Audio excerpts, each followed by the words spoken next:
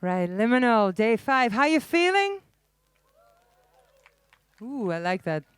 Our next lecture is with 3 amazing young men, Demian Zivkovic, Lawrence Wes, and Toon Alfrink, who are the IES Chief Officers of Ethics and Future Studies, Engineering, and sorry, the Institute of Exponential Sciences, right? Okay, I'm sorry.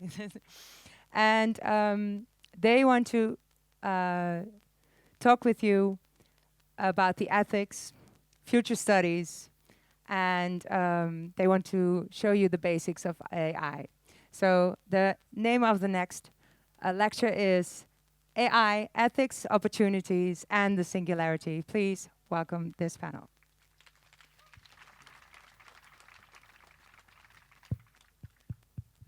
So, does this work? All right. So, I'd like to welcome you all for being here, and well, let's start, I guess. So, first, I'm going to tell you a little bit about who we are and what we're doing here. We are from the Institute of Exponential Sciences, as she has already announced. We're an international techno-positive think tank. We have a pro-innovation and pro-technology point of view.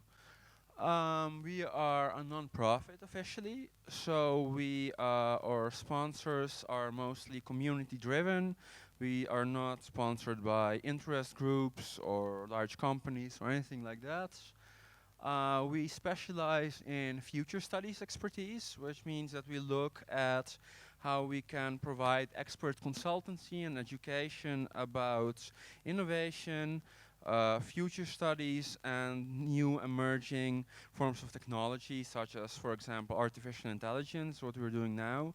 But we are also looking at biotechnology, engineering, cognitive enhancement, life extension through nanobiology, etc. So, like I already said before, we're community funded, so you can also look us up. You're on the internet, and you're based in the Netherlands. So I'll introduce myself. I'm Demian Zivkovic. I am the president of the board and also the CSO of ethics.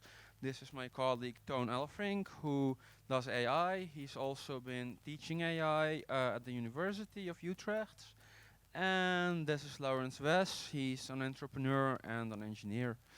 Well, I'll start with an introduction about our lecture because I think that's a more interesting topic than who we are. So, the introduction. The program, well, first we're going to start about the importance of AI because if you're going to talk about a topic, it's important that you explain why what you're saying is important and why you should care about it. So Tone will be talking about this and he will also be talking about what intelligence is because if you want to understand AI, you need to think about what does artificial mean and what does intelligence mean? What's the scientific definition of this and how do we get there? So after that, I'll be talking a bit about the idea of artificial because there's this strange dichotomy that some people think in terms of natural or artificial, and I don't really think that's completely right. So, but I'll get back to that later. So I'll be talking about the pro-nature bias and anthropocentrism. Then Lawrence will take over and he will be talking about applications of AI in the past, what we're using it for right now, and where we're going with it in the future. And he'll make a short beginning on the concept of the technological singularity. So the second part will be about given by Tone. He will be talking about the concept of general superintelligence. He will be telling us about how this is related to the singularity, what this superintelligence will do, about its values, and why it's important to think about this before this superintelligence is developed. So finally, I'll end the lecture with an introduction to the exciting scientific field of future studies. because of course there you can say a lot of things, but there you need to base them on something. And in explaining future studies, I will basically explain the methods by which we come to conclusions, by which we extrapolate how we will get to the most probable futures, and why it's probable that we'll get there, and what mistakes many people do in predicting the future, or at least trying to forecast what futures are statistically most likely. So I will be talking about how, well, the future is always on its way. We can't go back even if we wanted to. And I'll be talking about what futures are desirable and why. So without further ado, I would like to keep going. So I will give the word to my colleague, That's Toon Alfrink. that's working. All right. Hello, everyone. Thank you for being here. I have something crazy to say. You can imagine I care a lot about artificial intelligence, but I'm going to say that it's more important than any of these things. And you're obviously not convinced, but I'm going to try to convince you about this. Right. Um, to do this, I have a question for you, and I'd like for you to think about this for a second. What is the most powerful thing on Earth? Is it nuclear bombs able to destroy things like big cities in seconds? Is it medicine extending human lifespan by 30 years on average? Perhaps computers processing large amounts of information for us and making us able to communicate over large distances? Maybe it's love bringing us all here together. Well, my answer is intelligence. And obviously, well, the obvious reason is that intelligence invented most of those other things. And only intelligence gets to use those other things, except for love, of course. But there's a deeper reason. To understand this, we should look a bit closer at what is really meant with intelligence. Those people who study intelligence, they have been asked to give a definition. And one definition is very common. Intelligence is the ability to reach goals in a wide range of environments. Now, if you're like me, this sounds a lot like power. And that's what I'm going to ask you to do. If you think about artificial intelligence, on a gut level, it's helpful to think about it as artificial power. We're actually making machines and we're trying to make them as powerful as possible. Please keep that in mind as I give the word back to Demian. Well, that was a bit of a mistake, but all right. So now that we've been having a short introduction about the nature of intelligence, the ability to reach goals, whatever these goals may be, I would like to touch a bit on the idea of artificial. What is artificial and what is natural? I think that there are as many definitions of this as there are people, but not every definition, of course, has a grounding in reality. Because if you look at the natural sciences, you could say that everything is natural. The trees here, the water, us are perhaps natural, but also toxic waste, uranium, or radiation, they're also natural. They're all part of the natural world. They obey the laws of nature, and they play a certain role in making the world as it is today.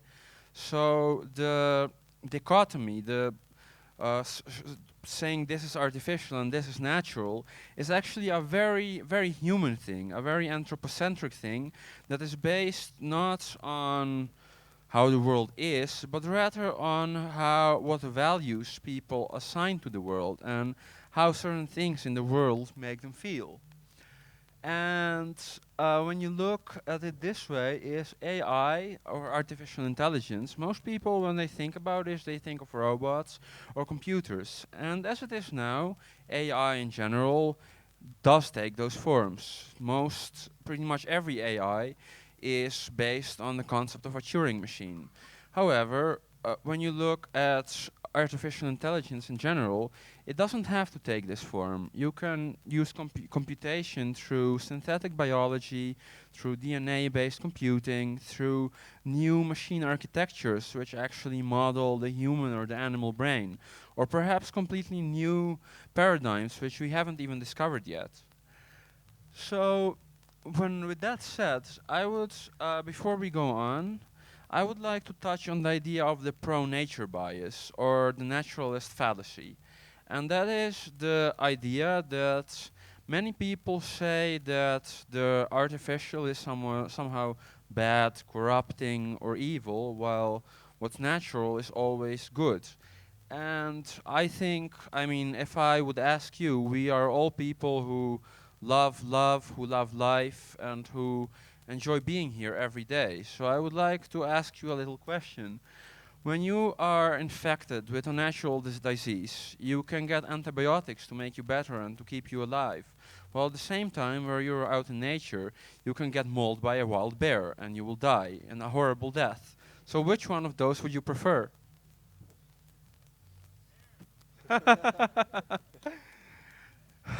Well, I think if the bear came here, if the bear came for us, we wouldn't be here today. So I would say I would prefer antibiotics to getting killed by the bear, right? So, all right. So to understand artificial intelligence, just like with all other things, we need to understand its history. We need to understand how it got where it is. We need to understand its present, to understand what it's doing now, what role it plays in the world, and we need to understand its future, where it's going to bring us, and how it will get there. And to give this explanation, I'd like to give the word to our Chief Engineering Officer, Lawrence Wes. Test. Okay, thank you very much. Well, that's indeed the case for me. For me, the applications of artificial intelligence are one of the most important aspects of AI, because in the end, that's what AI, artificial intelligence, is about. It's utility value for humanity, so that we can use artificial intelligence for not only our own benefit, but also for the benefit of the whole world. So, if you can go to the next slide. Thank you very much. Before I delve into the past of artificial intelligence, I want to give you a very short introduction on how artificial intelligence actually works, or what one of the main fundamentals is of artificial intelligence. If you look here down below, perhaps you can see it. I don't think you can read it, but I'll explain it. Here on the left, you see a neuron, a neural cell from the human brain. And the human brain itself is comprised of billions of these neurons. And all of them have certain inputs, you can consider them. Those are the connections on the left side. And when a neuron receives enough input, it reaches a certain threshold value. And when it reaches this value, it fires a signal through the axon, it's the main rod here, to other neural cells. So it carries on the signal throughout the human brain. And what you can perhaps see here on the right is a very schematic representation of what a neural network might look like when implemented on a computer. It has a row of input nodes, or input neurons, you can call them, on the left. And when these reach a certain threshold value, they carry on the signal to another layer of neurons, and so on until they reach a layer of output neurons on the right, which you can then use for as the output of a neural system, which can be used for a variety of applications, such as controlling a robot, where the input would be what the robot sees with a camera sensor. So what I like to talk about especially is mycin and the chess applications of artificial intelligence. So if you can move on. mycin was an expert system developed by IBM in the 1970s as an expert system to help doctors with diagnosing bacterial diseases. And it didn't only diagnose certain diseases or or anything like that. It also recommended a specific dose based on body weight. So it could be considered a very helpful system to take away some of the pressure and work on hardworking doctors. But while it was very accurate, in fact it even outperformed most of the doctors at the time, it wasn't carried out very much in practice, because one of the main disadvantages was that it took doctors on average about 30 minutes to enter all the data into the system to get a useful diagnosis. So that was one of the limiting factors back then, but I personally think that our future will be a lot different when artificial intelligence is more widely used. Next one. Okay, so talking about chess. A few decades ago, it was for the first time that a computer was able to beat the reigning world champion in a game of chess. And this was a pretty big landmark, because chess was considered one of the things that only humans could do, because humans had a form of general intelligence. Humans were always able to learn new strategies and to really think about things, and not just analyzing a move based on crude assumptions, such as if I move this pawn, then this will happen. No, humans are able to think a bit further than that. But it was then proven by IBM's Deep Blue machine, in fact, that this was not only something of the human domain. Back then, it was proven that artificial intelligence was also capable of these kinds of performance. So, if you can move on. Okay. So talking about a bit more about the current applications, which are especially interesting, I think. I'd like to go and talk a bit about Tesla's Autopilot, which also incorporates artificial intelligence. Google's Deep Dream, which might be especially interesting for boomers, since there's also a lot of visionary artistry here. And furthermore, on the current applications of artificial intelligence within medical research. And then I'd like to say something about how it can be used, or how it is being used for improving clean energy, and also some interesting topic about artificial intelligence assisted design. But before I delve into that, let me move a bit over, because yeah, I think that's the best thing. Here on the far right bottom corner, there's a picture. It's a picture that hasn't been created by a human. In fact, the main shapes here are created by sort of an artificially intelligent program that I developed myself. And after that, I ran the image through Google's Deep Dream application, which I shall explain later on. So it could be considered a sort of an artistic creation, not created by a human, which I think is pretty interesting. So if you can move on. Okay. So here's a bit more about the first step in generating the image that I just showed you. These are pictures that are created by the artificially intelligent program that I designed, and it has a very crude method of working. Actually, I plan on developing this further, or I very much hope that other people will develop this further in the near future.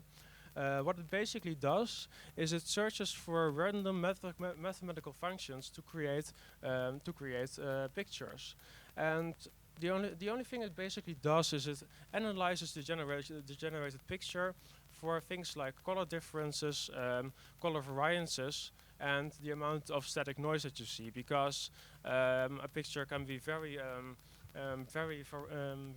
in color degrees, but if the variance is too big, it's just being considered noise by humans, and humans can't really appreciate it. So it's really about finding the balance between different features, different contrasts, and finding a true balance so that people can find something beautiful. If we can move on. So now a bit more about another concept. Tesla's Autopilot is perhaps one of the interesting things to really convey how artificial intelligence can be used. Tesla's Autopilot is a system developed by Tesla Industries, if you might know it. And while they are generally known for their electric cars, that's not the most interesting aspect, I think. What the most interesting aspect is their implementation of the autopilot itself, because it has a functionality that you can turn the autopilot on, especially on certain highways, and then you can basically let the car do the driving for you. But the way in which it does that is not just by following a crude program. The cars actually share their own their information with each other based on how they drive, what they've seen, and how they've handled different situations. So the more the cars drive, the more information they share with each other and learn from each other. So it's also almost like a car community that's working like one big giant neural network. So, a bit more about Google's Deep Dream. I personally really hope that some of you are not familiar with this, because the first time I saw something like this I was completely blown away.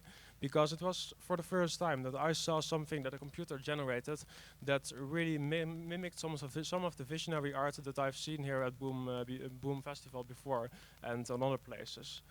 So what you can see here is an image that is created by Google Deep Dream itself.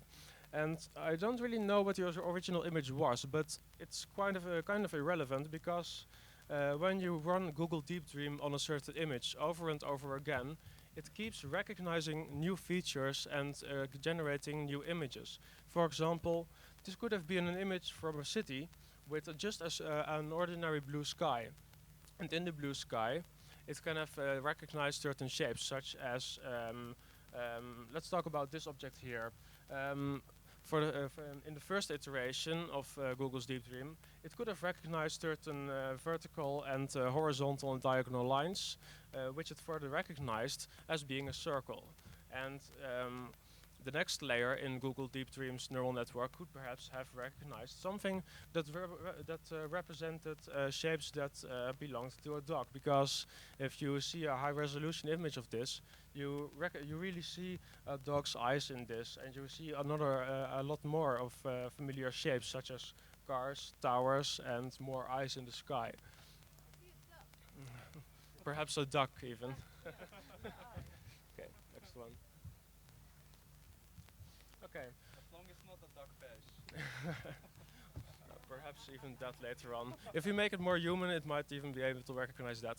But moving on, I'd like to say a bit more about the implementations currently in medical research.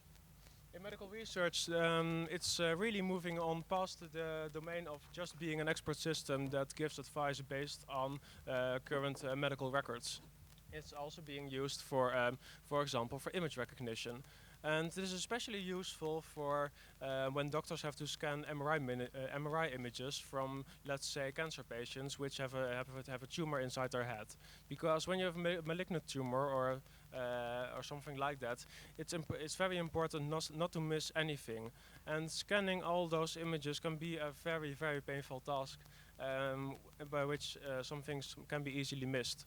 But if this process can be automated by an artificial intelligence, we can really improve not only the human lifespan, or make sure that they live longer, but also that they have a better quality of life for a longer time.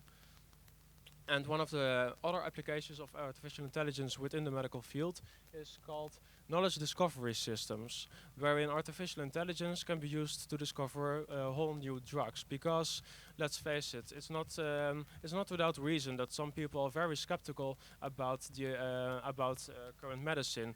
Some people even refuse to take medicine because it has so very many side effects. So we could also use artificial intelligence to keep developing better and better medications, so that people can have better healthcare with less side effects. Next one. Okay. Another topic, which also I shall cover quite shortly, it's improving clean energy. Because, as you might know, one of the methods for clean energy is generating electric power by using wind turbines. They have a few downsides, and one of those is that they can't generate enough power all the time. And that power has to come somewhere, because our society demands power, especially those who are not perhaps thinking like us and who demand power all the time. So there are certain solutions for that problem to cover for the energy which can't be produced when there's not enough wind. One of the solutions might be storing energy in the form of batteries, but that also comes with an environmental cost. Another solution might be to use normal electric facilities, which can be very polluting for the environment. And the problem is, when do you turn those facilities on? I mean, it's not like you can just turn them on when you've noticed that the wind has gone down, because by then whole cities might be without power, and that's just not acceptable in this and not realizable in this society anymore. So what they've done is that they use artificial intelligence to very accurately predict when certain wind turbines will be without power, so that they can switch on those electrical facilities just in time, so that it won't be without power, but also will minimize the environmental impact of such backup systems. Next one. Okay. The last example of the current applications of artificial intelligence will be about artificial intelligence assisted design. And especially when it comes to 3D printing, I find this concept very interesting, because 3D printing is one of the at the moment the most interesting construction method, because it's capable of realizing any structure. There are no real limits to how complex a structure may be, and complex structures don't even cost any more resources or money to produce. And what this brings us is the ability to create very optimized structures that are optimized for design, that are optimized to be as light as possible, but still as strong as possible. And we could use artificial intelligence to really optimize the design, to reduce material cost and to reduce environmental impacts. Okay. On to a few examples of future applications, followed by a brief introduction into the technological singularity. I'd like to cover a bit about intelligent houses, climate models, and brain-computer interfaces, which I consider myself particularly interesting. So if you can move on, I'd like to say a short word about intelligent houses. As I've mentioned before about clean energy, artificial intelligence can also be very interesting for individuals, and for individuals to make sure that they waste as less energy as possible in their houses. So you can imagine an artificial intelligence that monitors energy usage, that monitors when you're home, so that it can give you some advice on perhaps how to save energy, how to minimize your impact on the environment, and how to make people a bit more aware about their own energy usage and their impact. Well, another interesting concept is climate models. As we all know, humanity is being quite, you could say, wasteful, and whether or not you're talking to people who are very concerned about the environment or not, it's a fact that we are really not utilizing our resources with maximum efficiency.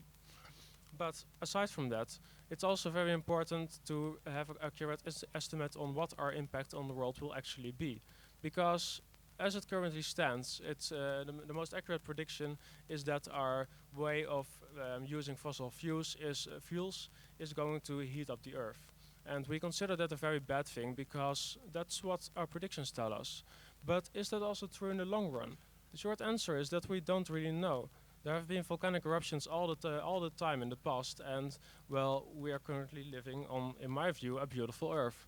So I think it's important to, considering anything we do, anything that we do at all, whether it's using fossil fuels or restricting the use or planting new forests, that we can actually accurately predict what the impact will be on ourselves and our environment on the long term as well. The last real example on the future applications of AI that I want to talk about is brain-computer interfaces.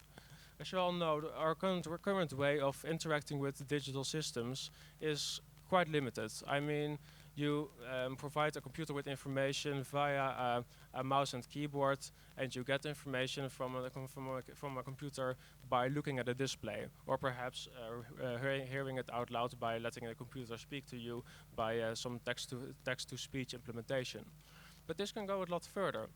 This can go a lot further if we manage to implement brain-computer interfaces by which computers and even information on the internet might become some sort of a sixth sense for us, an extension of our brain, an extension of our senses, and an extension of even our identity.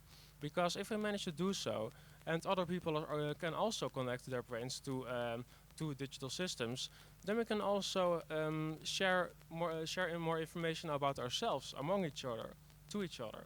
And that can also deepen our understanding of our fellow humans. So for me, that's one of the most impactful applications of an AI that might be realizable in the next coming decades. And for me, it will always remain a personal choice on whether or not to partake in such an endeavor or application. Okay, one of the last things I'm going to talk about is the concept of general artificial intelligence. All the applications of artificial intelligence that I've talked about so far are very limited. The artificial intelligence applications are all limited to exactly what they're programmed for. I mean, IBM's Deep Blue machine is only capable of beating people at chess. Google's Deep Dream is only capable of generating images based on some form of learned network. You can't teach Google's Deep Dream to repair a bicycle, for example, because you have to program what a bicycle is, what a tire is, and how it should repair it, or how it should teach itself to repair it. But general artificial intelligence goes a step further than that. It really approximates what human intelligence is. Because what at this point separates humans from machine intelligence is the ability for humans to always teach each other totally new, novel concepts. And that's also what general artificial intelligence will be about. It will be able to teach itself completely novel concepts, and it will be able to be taught totally novel concepts by human beings. Okay, so finally, a very short introduction on what the technological singularity might be. As you might have already have noticed, the computational power of machine intelligence is quite rising at an exponential rate. I mean, computers haven't been here for long at all, for 50 years or something, maybe something longer, but not in a very significant sense. But there will be some point, if it continues like this, where machine intelligence will surpass human intelligence. Especially when we don't really enhance our own intelligence, that crossover point will just be some occurrence. You could also consider it an emergent behavior. So it's not really something, I think, to be afraid of or anything like that, because even if we ourselves don't really like such an outcome, there are always people who are interested in it, who are curious about it, and who want to strive after that goal. So instead of that, I think that it's also important to consider alternative approaches to such an event, such as trying to enhance our own intellect so that we will not be so surprised by what an artificial intelligence might do in the future, because it will be far more intelligent than us. So that's what the blue line in the bottom right represents. You could call it transhumans, not different humans, not totally different creatures, but humans who have augmented themselves with the power of artificial intelligence. And when you think about it, it's what nature has always been doing for us. Humans have already, generation after generation, been augmenting themselves with the natural flow of events by natural evolution. So I think that it's at the very least it's a possibility that we should consider. Okay. So I'd like to give the word to Toon Alfrink. All right, just a moment.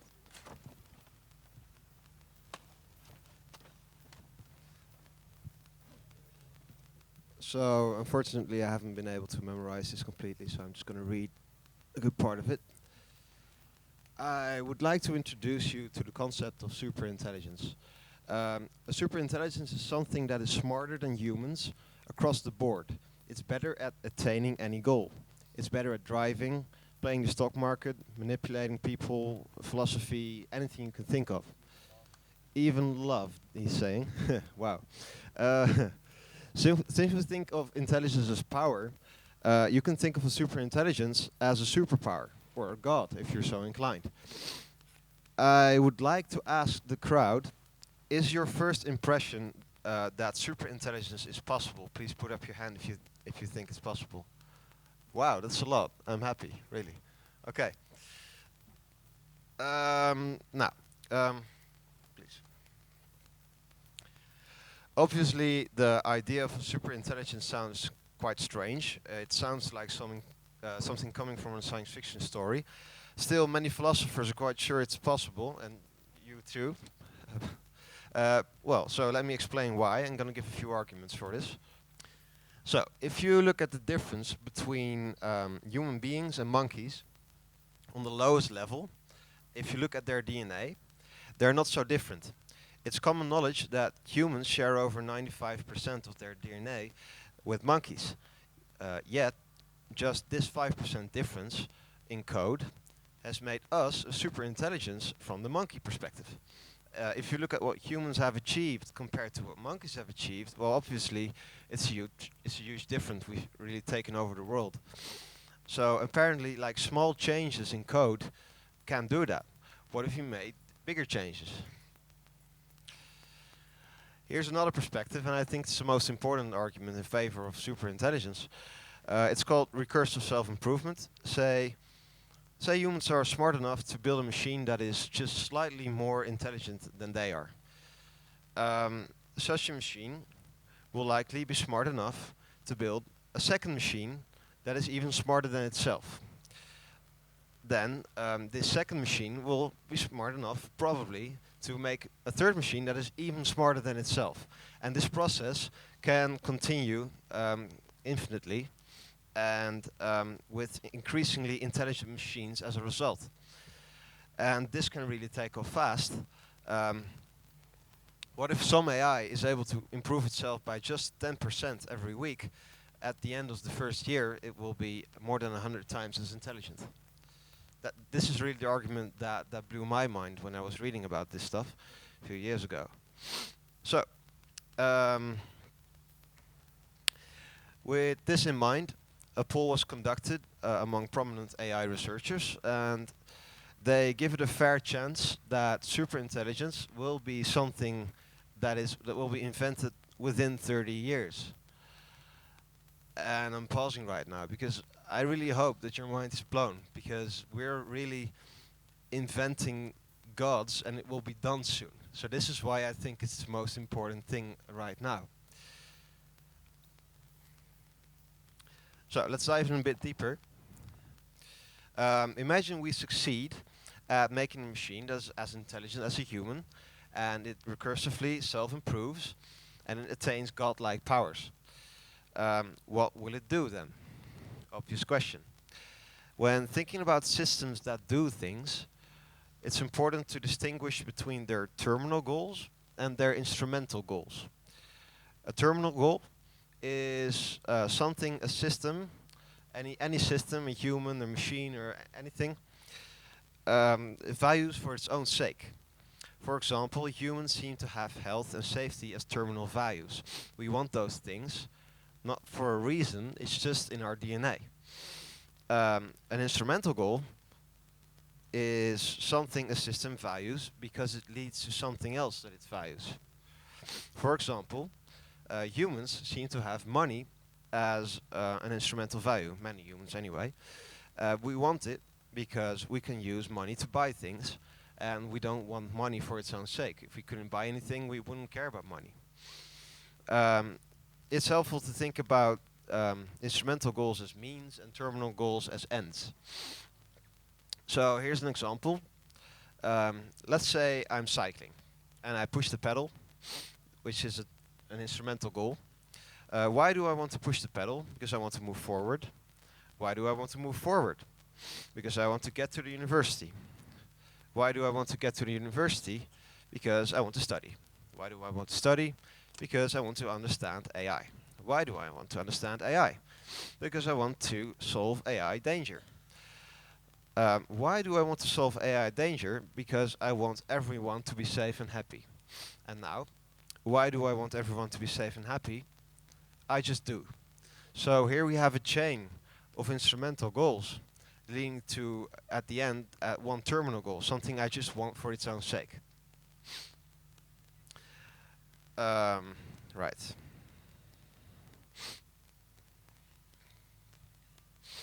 So, if terminal goals don't exist for a specific reason, where do they come from? Why do I care about happiness and health?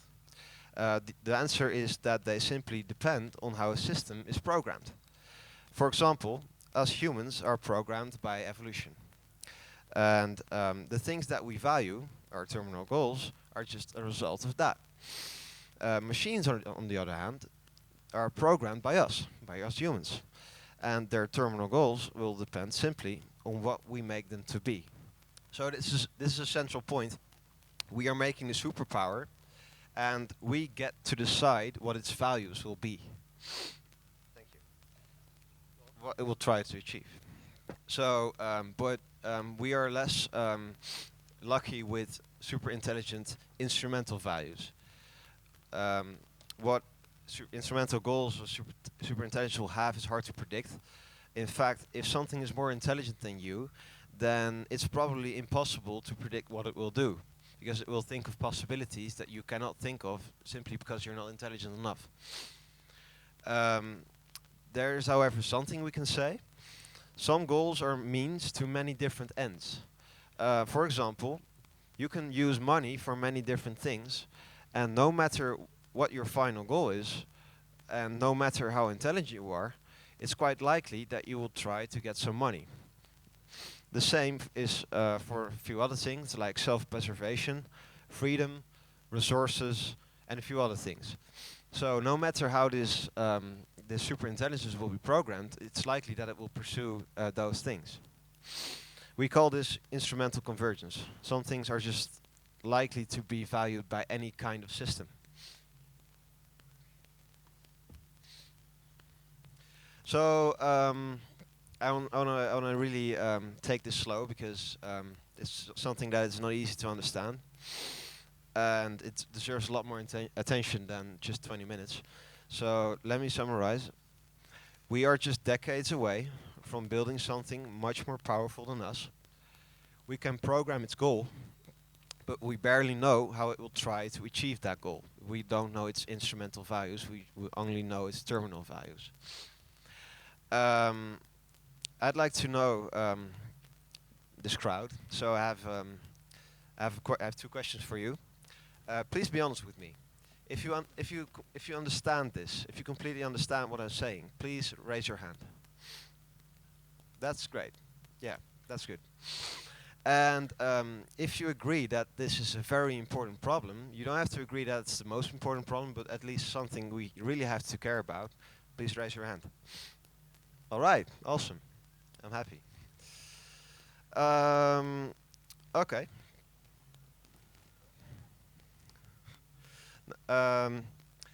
Say we have built a superintelligence, and we are able to program its terminal goals. It's very much like a genie, right? We have unlimited wishes, so it sounds pretty awesome. But there is a problem. I have a little story here. Imagine you're standing in front of a burning house, and your mother is inside. It's not a happy story. Luckily, you have access to a superintelligence, so, desperately, you tell it to get my mom out of that house. You wait a bit, nothing happens, then, boom, the gas tank under the house explodes, and you see the body of your mother flying into the sky miles high. So, your wish has been granted, right? Your mom got out of the house. But it's not what you wanted. Let's try again. You tell the AI to get my mom out of that house alive. So, a wormhole suddenly appears, sending your mother to the middle of a war zone, where she is taken as a hostage. So, again, your wish has been granted, but it's not what you wanted. The point is, how we state our wishes, how we put them into words, how we program them, is never or barely ever completely what we want. There are many things that we value but forget about. It's called common sense, and it's not something that a super intelligence will have by its very nature. It's something that we humans have, but a super intelligence won't have that unless we program it in. Um, oh, sorry. So for the AI to do exactly what you want it to do, it will have to know all your needs and all your values. And if it didn't know one of these needs, it might just harm it. So I would like to conclude with just getting the point across one more time. Um, defining super intelligent terminal goals, defining exactly what humans value and completely is the essential task of our time, really. And I hope that I have convinced a few of you to, well, we are working on this, and we need talent. We need talented people thinking about this, working on this, and we need donations. So please, if you feel compelled to help us, just get into contact with us, and we will see what you can do for us. And thank you. I'd like to give the word back to Demian, right? Yes. All right.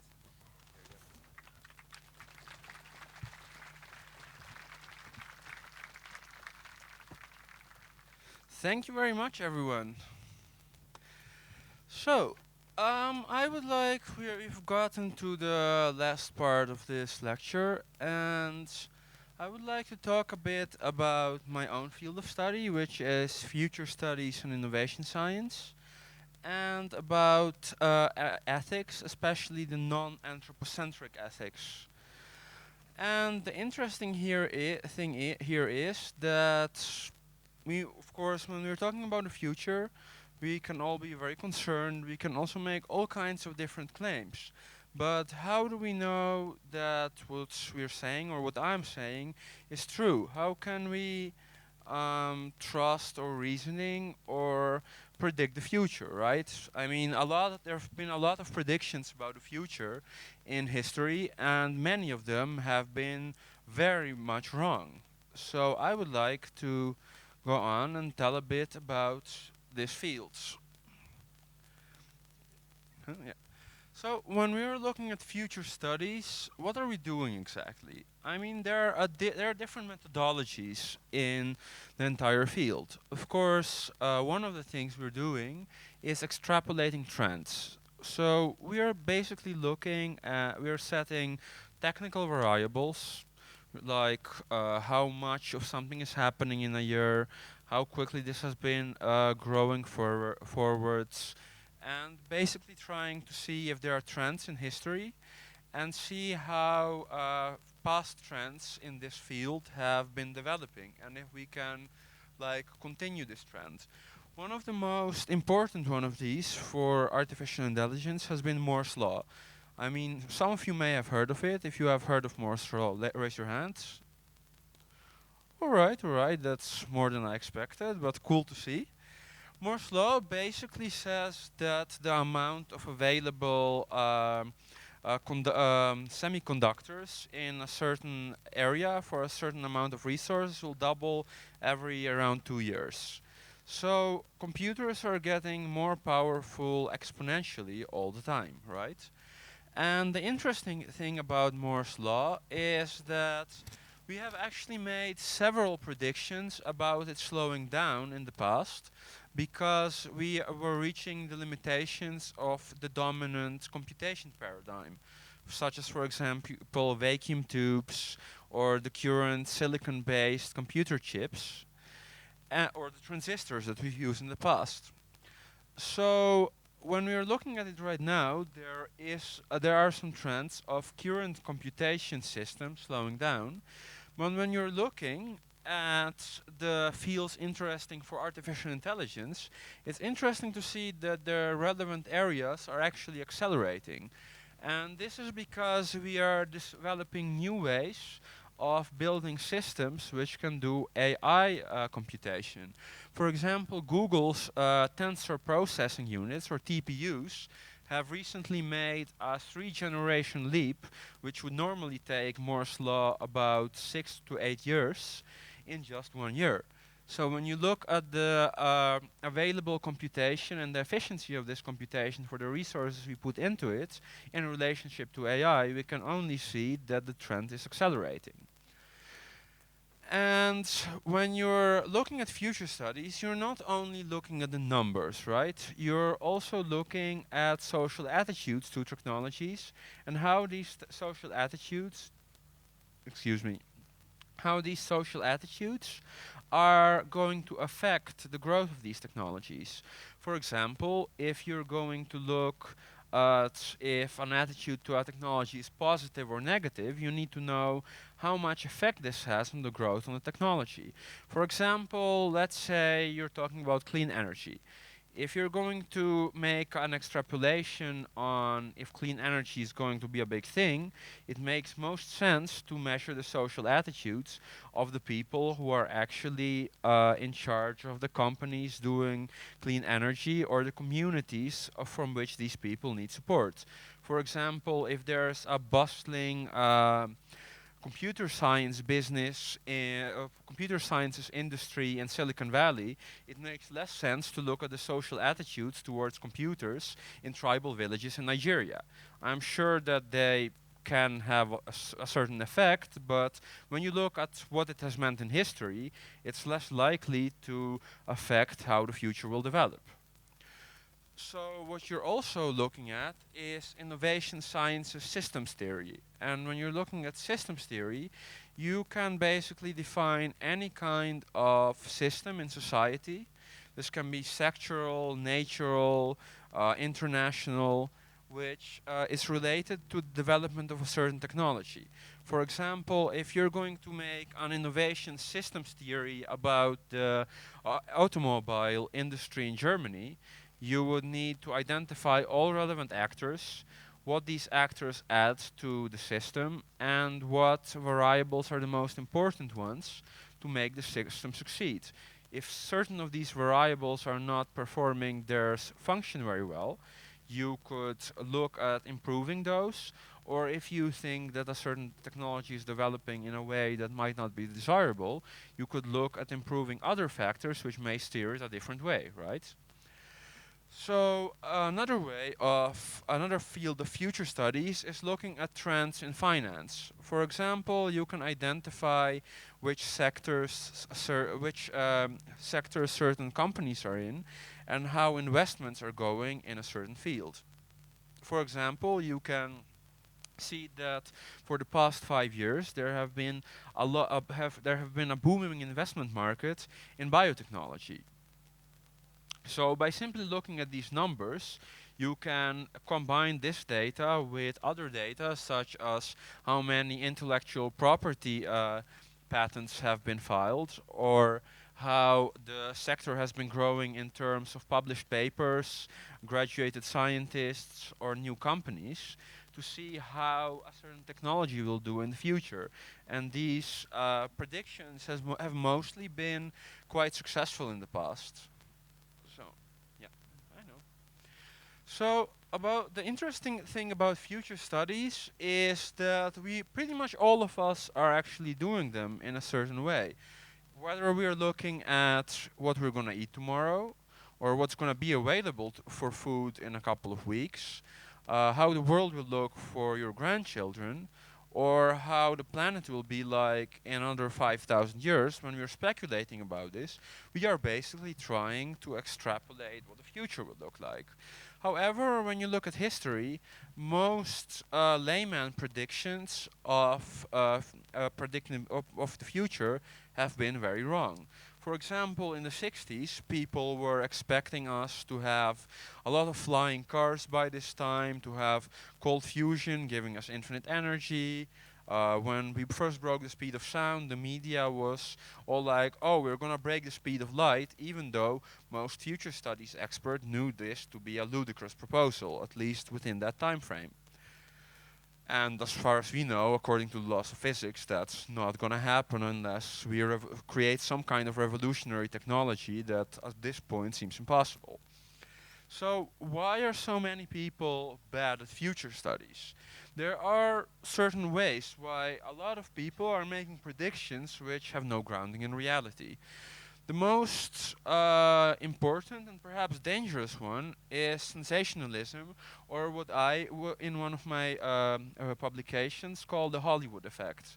And the Hollywood effect is the sad reality that when people are making entertainment, most mainstream entertainers, science fiction writers, or movie makers are looking to sell their product.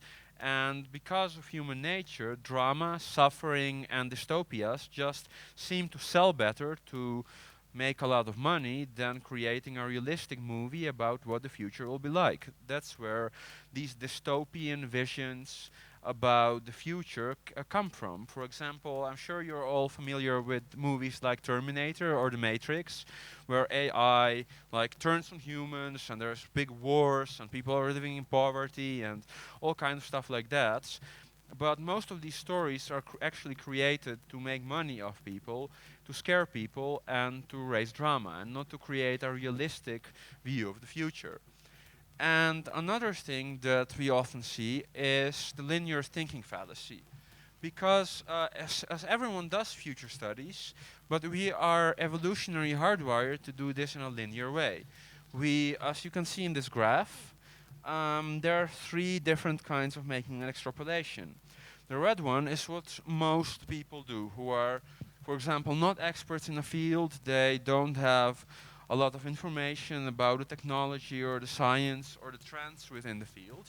And what they're basically doing is they extrapolate what their experience has been during their lifetimes. For example, if you were around 10 years old and you started thinking about what the world is like, probably if you're going to make a prediction about the future, you're going to look about how a certain technology has been growing in the time that you were alive, perhaps between your 10th year and between now.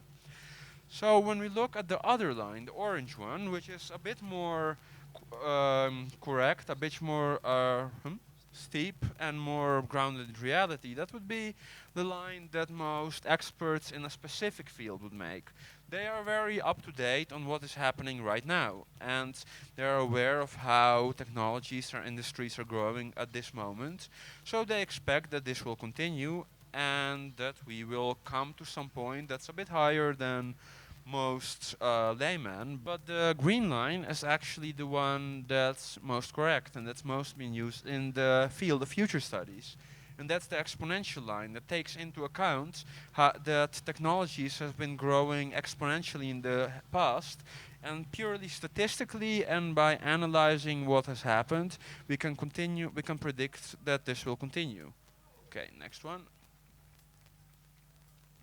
So all trends are pointing to the emergence of AI, and some people might be scared by AI. Of course, it's a radical change, and not everyone is prepared to see society change a lot in such a short way. But when we look at the feasibility of what we can do about it, is stopping the creation of AI as long as there are people who want it, and as long as you're not a dictator that can basically take control of all mankind, and I hope we don't want to do that here.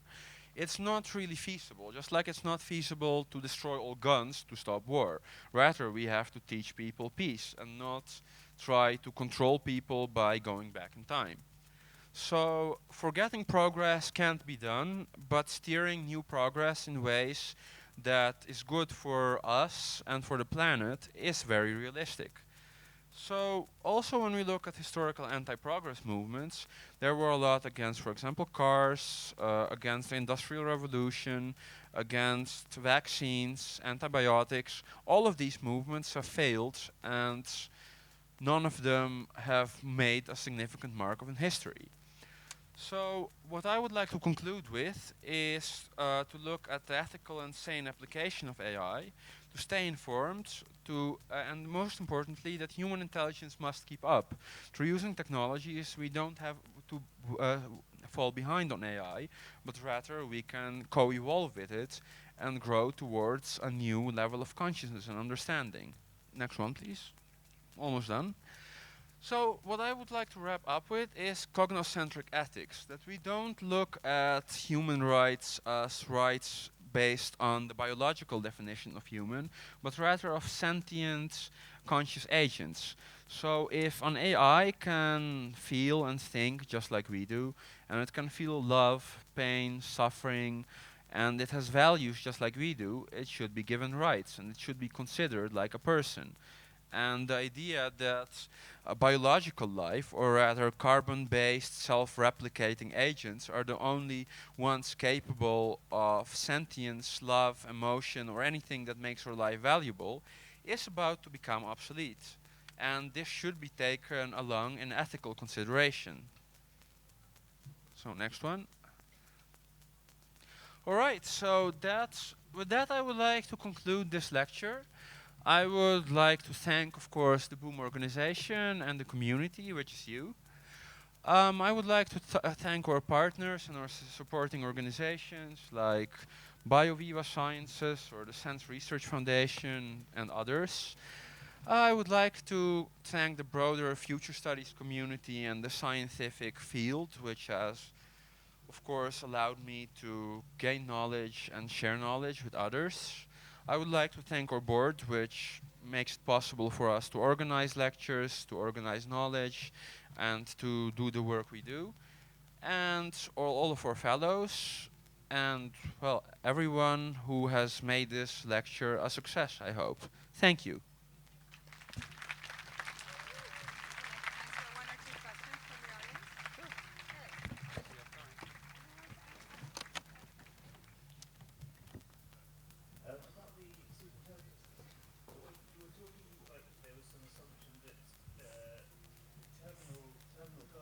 Yeah. robust, they won't change. Is it just your whole thing is that you want to control, you said it's terminal goals, you want to control its instrumental goals. Yeah, yeah. Why should that be true? Well, here's the deal. If you tell some agent like, okay, you're to just try to be as sweet as possible. I'm just saying something, right? Just but don't hug someone to death. Just that would be like not hugging someone to death would be an instrumental goal to being as sweet as possible. I'm just making something up, right? Wow, what's that? But then that would be its terminal goal still. If you give it something explicit, it turns into a terminal goal, something it values for its own sake. But the point is that if you allow the AI to make up something by itself to reach its goal, and that's what intelligence means. You make up how you reach your goals, right? So if you give it that freedom, you cannot control what it will do exactly. But doesn't it need to set its own goals as well? It does. Its own terminal goals. It will not. Well, there's a very complicated mathematical reason that it will not set its own terminal goals. I just cannot go into that right now. I'm sorry. I can also give a short and perhaps simple explanation. For example, if you put your hand in the fire, you will naturally put it out of there, even though at the moment you aren't making a rational decision that your hand has to go out there. It's just the way your body works is to remove the source of pain. And if you create a similar system within AI, where you also create another system that stops the AI from changing this system because it's like experiences pain if it tries to do so, you will basically have fixed its terminal values. Okay. All right. Other questions? Yeah. Can someone? Hello? Oh, Hey. right. Hey. Yeah. Sorry. Just wondering about, you were talking, I mean, you mentioned like love as that kind of, slightly fluffy word that it is, and whether an AI will be able to perform love. But like, isn't that going to be, when you start, I mean, you mentioned the Turing test, although you didn't manage to go into it too much, but like the whole thing of like, what is it to be conscious, self-awareness, things like that, but also emotions, and like emotions are inherently quite chaotic. Like we try and deal with it with things like meditation, self-awareness, various things to try and improve ourselves. But if it's really going to be a kind of conscious part of society, this AI, is it going to have emotions? And if it does, doesn't that mean that it's going to make erratic and potentially chaotic decisions? And if it's not going to have emotions, does that mean that it's still just a computer? Well, I would like to get onto that because a lot of people seem to think that rationality and emotions are somehow fundamentally opposing concepts, but they don't have to be. Emotions basically are variables in our rational computations. They tell us perhaps what we want or how we feel about certain things, but that doesn't mean that our way of dealing with our emotions or or to rationally behave has to be unstructured or irrational. In fact, I would even want to say that it's not really possible to have truly rational behavior without emotions, because if you don't have any emotion, what are you going to want? What are your goals going to be? You can't by any way say this is good or this is bad if nothing feels good and nothing feels bad, because all the result of every computation will be zero. So every behavior will be equally desirable. So perhaps some people equate rationality to a robot, but a robot is not rational. The robots of today are not, because they don't actually have their own goal. They are just work like a machine, and the AI will have that things feel good or bad depending on how it's created. So it will both have emotions and rationality in pursuing its values. Well, extending on that, I think it's also important to notice that regardless of whether or not an artificial intelligence has emotions or not, humans do as well. And human behavior is not exactly just defined by the fact that we have emotions, are actually also defined by the culture that we live in.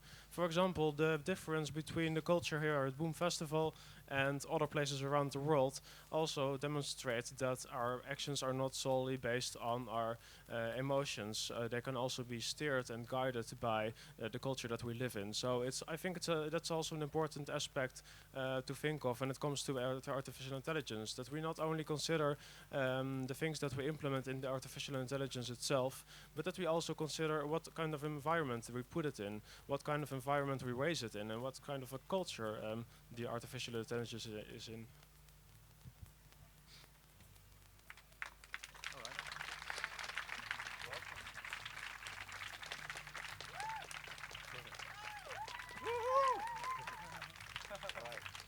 All right, thank you, and have a good boom.